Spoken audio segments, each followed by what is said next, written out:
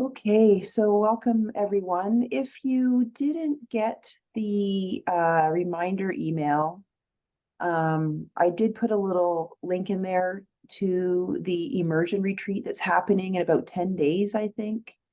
9 days. It's coming up pretty quick, actually.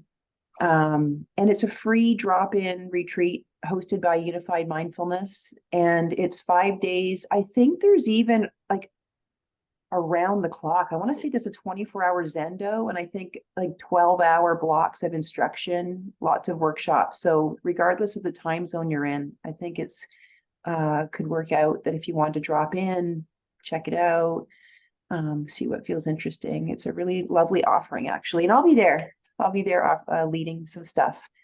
So maybe I'll see you there. Okay. So let's settle in for our practice, being deliberate with our posture. You know, it can feel a bit like it gets a bit automatic, or we don't really pay much mind to our posture. But I think it's an important first step. Kind of sets the stage. And it gives me a glimpse, like right off the bat, even as I adjust my posture, my attention goes to my body. So what is kind of going on in here? What am I bringing to the cushion? Could be a way of emotion or other physical sensations that we experience somatically in the body. So,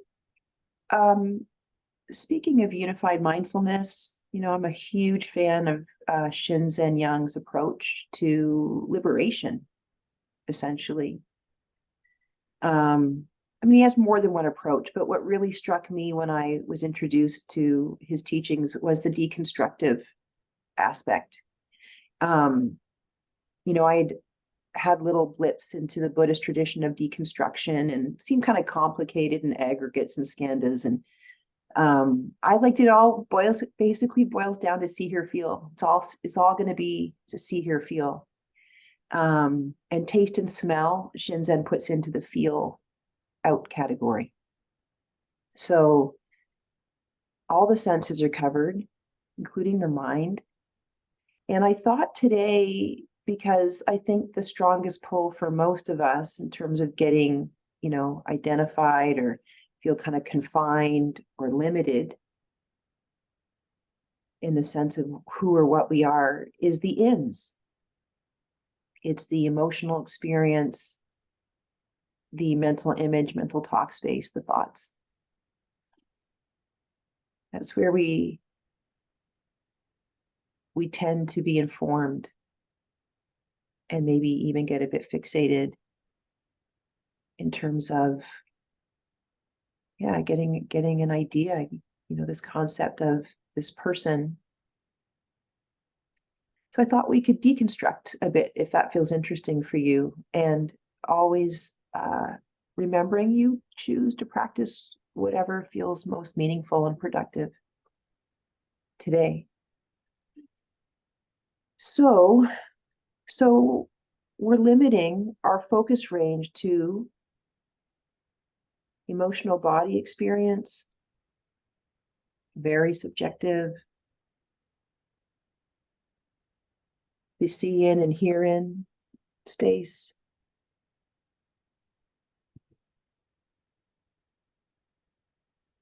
The stuff that feels really personal. And if you feel like labeling would be helpful, feel would be the label when your attention is drawn to or placed on emotional sensations, experience in the body, or lack of. Maybe your attention goes there and it's pretty neutral, pretty peaceful.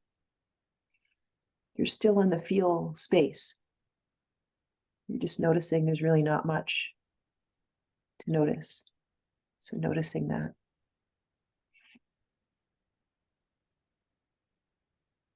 And also in our focus range is the mental talk space, the herein.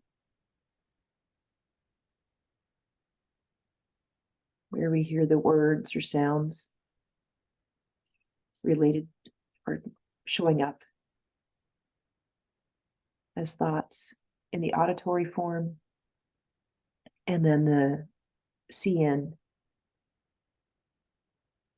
So where we see the mental images. And I find it really fascinating the more I practice, just how much CN I just goes unnoticed. So much. I'm just not catching it. So we might feel like, I don't get a lot of CN, but yeah, just be open to it. Just see,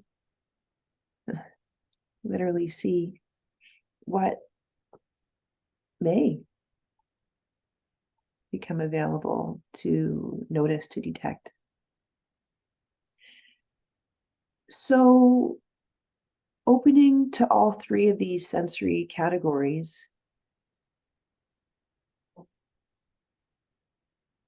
you have two choices. You can do exclusive noting. So maybe there's activity going in all three of those, but I'm just going to tease out one, a see, a hear, or a feel.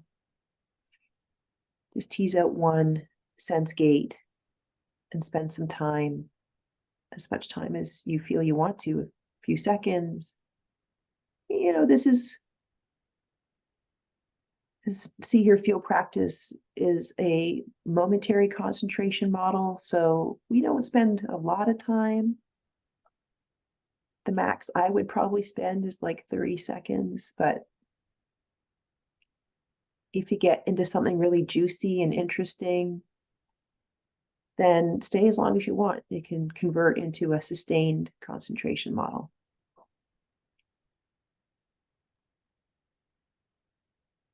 But otherwise, we spend some time, we hang out, having isolated that particular sense gate, and then release the attention and see where it's drawn next. Or you could take a more active stance and place it somewhere next. So there's all kinds of subtle strategy options that we could employ. You could not even worry about those and just kind of let the practice unfold in a more passive way. But the important thing is we're narrowing our attention to just the ins. Feel in, see in, hear in. I mentioned exclusive labeling. We could also do inclusive labeling. So if I notice mental image and sound, I could note both. Just kind of acknowledge both and focus my attention covering both of those sensory categories.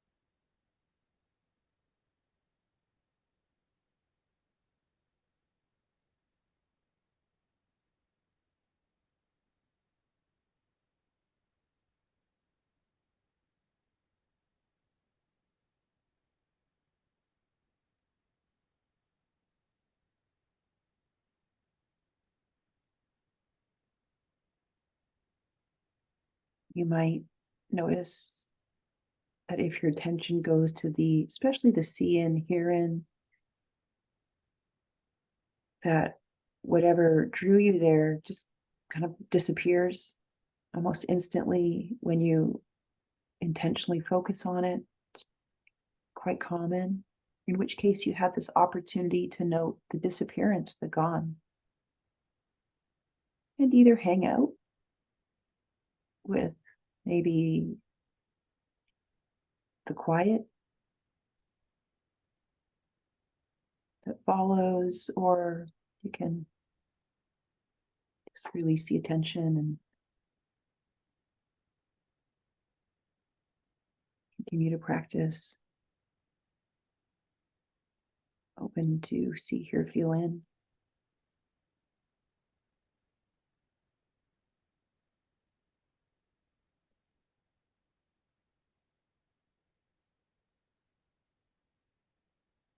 And one way we can bring equanimity to our practice, that kind of allowing what is by, feeling maybe like there's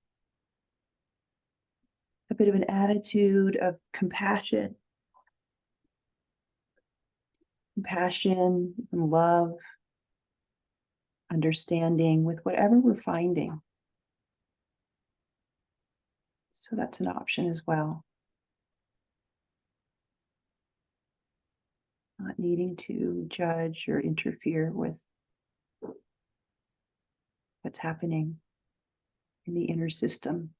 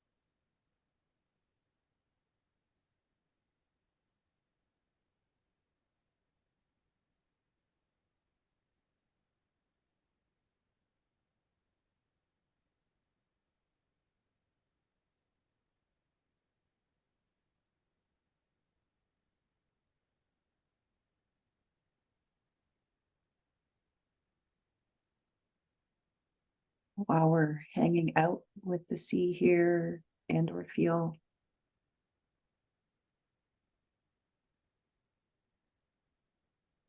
we may become aware of some qualities that often get overlooked. For example, emotions in the body. You can notice the intensity, how much space it's taking up, where it's happening. Is there any movement or flow? Any heat, pressure, tightening?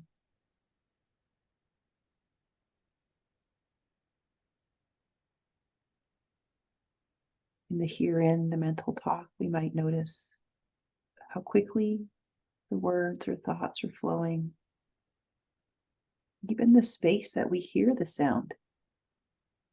It's like might be like a little speaker somewhere that we're hearing the sounds from. Where is that located? Volume, tone. And also, our attention may go to the mental talk space when there's no mental talk. So we just hear silence.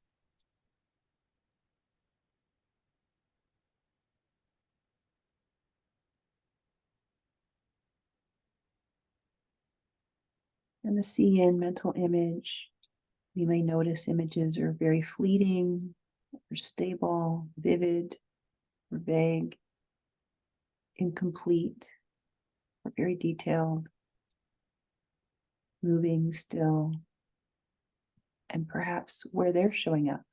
Where's your mental screen? Maybe it's a 360 screen. And maybe it's blank.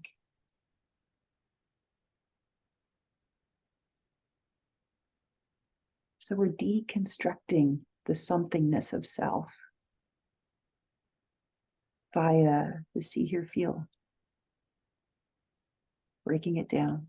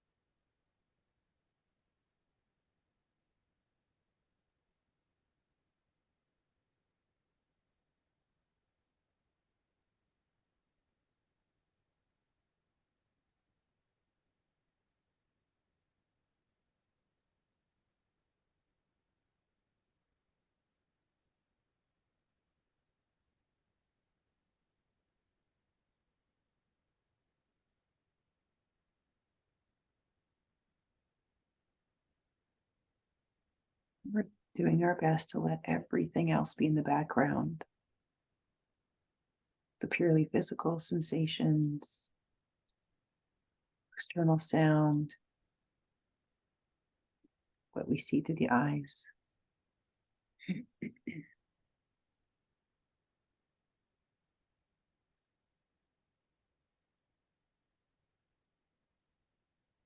And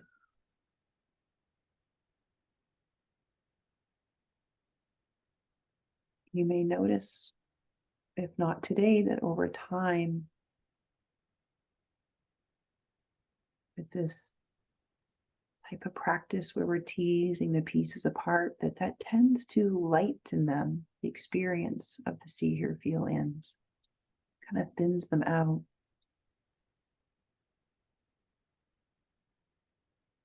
They might feel like they have less weight or less grip or transparent.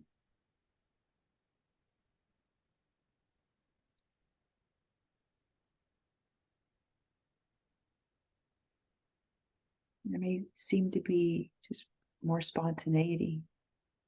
It's just happeningness, these kind of bubbling up of see, hear, feels. It's ever-changing kind of combination of ever-changing sensations that we can categorize.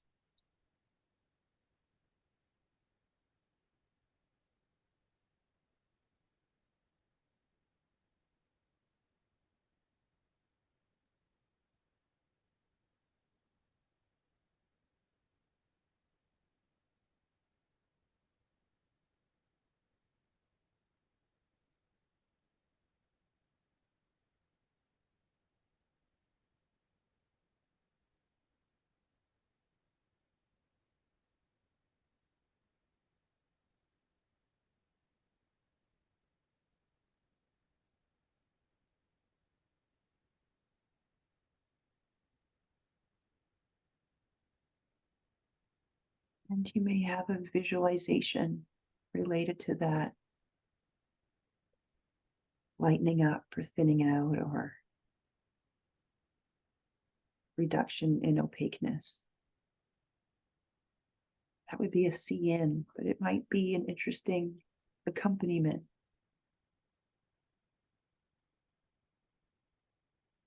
to that process.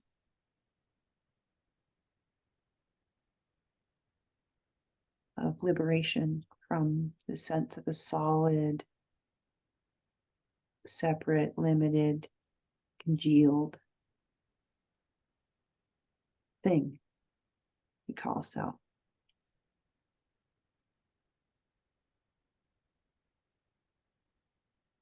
It's an activity of self.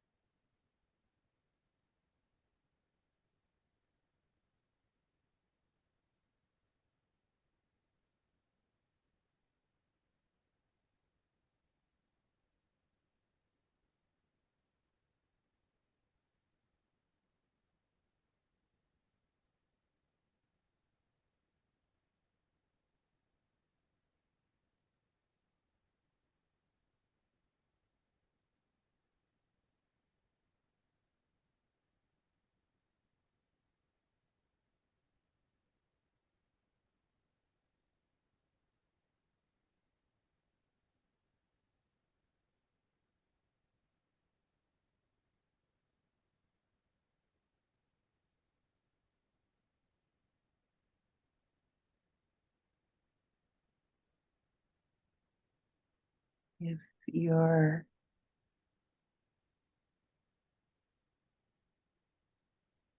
enjoying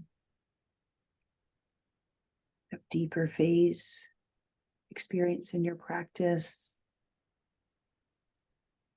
you might notice that the distinction between see, hear, and feel is getting harder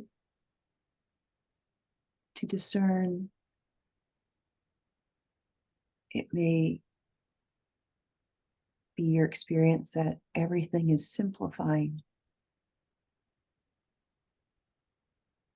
to be just arisings and passings. So letting go of the need to identify or tease apart the see, hear, feel,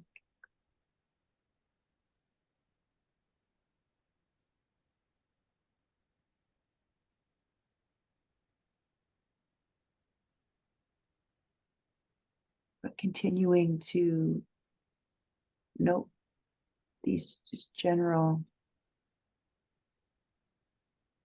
happenings, comings and goings.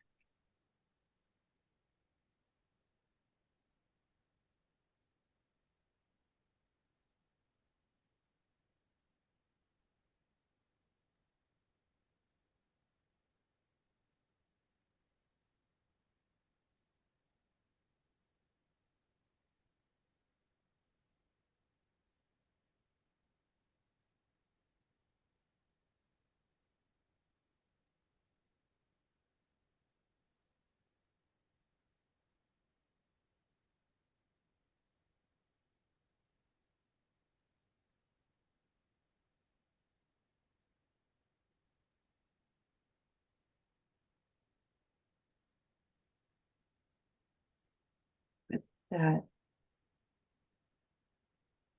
experience where there's less differentiation, may or may not happen, doesn't have to happen. But just know that it could happen.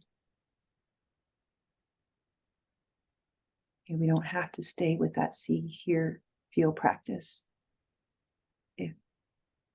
if you start heading in that direction.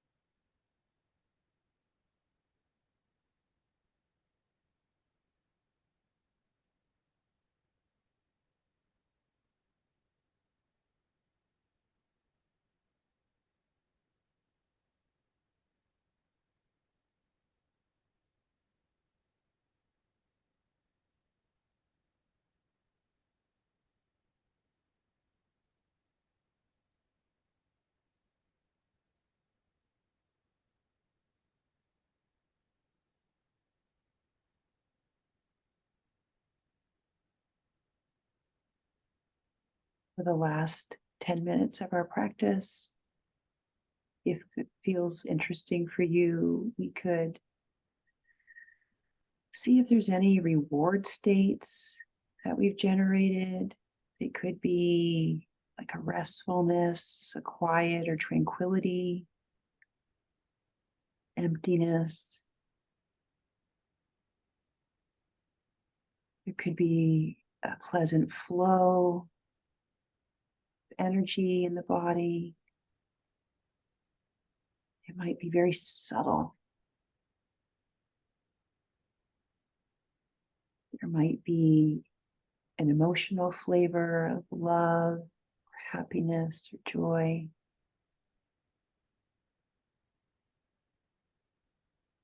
It's like what's left when we whittle away at the self. Maybe there's that Zen bounciness that Shinzen sometimes talks about, just that lovely spontaneity or happeningness of everything. All see, hear, feels. Or expansion, contraction, arisings, passings.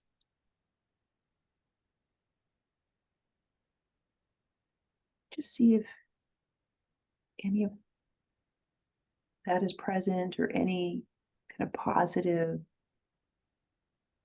experience. We can enjoy that, kind of highlight that. You could also look to cultivate some positivity, a heart practice, metta. You've got one in your pocket.